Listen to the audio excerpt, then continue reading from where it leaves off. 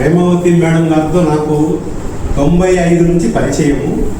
మేము చిన్న ప్రయోగం చేసినాము. అప్పుడు వరాగపట్ట ఆర్చ్ దగ్గరే ఒక వివేకానంద పబ్లిక్ స్కూల్ అని చెప్పి ఒక స్కూల్ ప్రారంభించినాం మా నాన్నగారు మేము.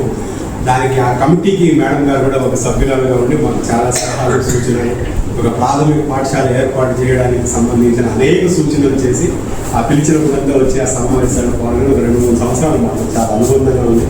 అప్పటి నుంచి మేడం గారు ఎక్కడ ఏ సభలో కనిపించినా మాట్లాడడం, మా నాన్నగారి గురించి శ్రేయోగ అడగడం, అట్లా చేసిన గొప్ప సహృదయమైనటువంటి ఆ మాతృమూర్తికి సందర్భంగా నేను ఆ నివాళి అర్పిస్తున్నాను.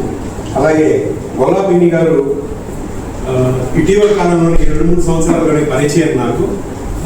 ఈ తక్కువ సమయంలోనే వారి సహృదయంతో చాలా దగ్గరయ్యారు.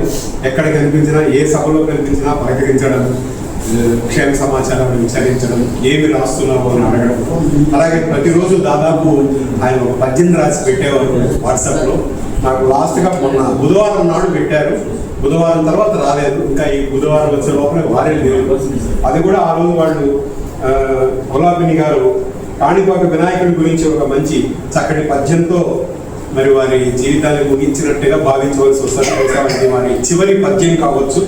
కాణిపాక స్వామి కడు భక్తితో నీకు పూలు గరిక తెచ్చి పూజ చేసి పాదములకు మొక్కి ప్రార్థించినారము కాణిపాక స్వామి కావుబొమ్ము అన్న వారి ప్రార్థనలు కాణిపాక వినాయక స్వామి అంగీకరించి వారిని తన పాదపద్మాల దగ్గరికి చేర్చుకున్నట్టుగా భావిస్తూ ఈ ఇద్దరు సాహితీమూర్తులకు నేను వినమ్రంగా నా నివాళి అర్పిస్తూ సమర్పిస్తున్నాను.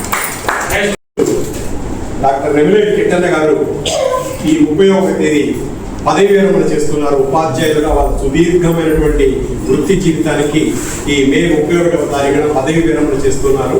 జూన్ 1వ తారీఖున పదవి విరమణ కార్యక్రమము వారి విరమణ సందర్భంగా ఏర్పాటు చేసినటువంటి స్నేహ చందనం అనే ఒక ప్రత్యేక సంచిక ఆవిష్కరణ వేమన విజ్ఞాన వేదికలో జూన్ 1వ తేదీ ఉదయం 10 గంటలకి సన్మాన కార్యక్రమం ఉంటుంది. పుస్తక ఆవిష్కరణ సభ ఉంటుంది.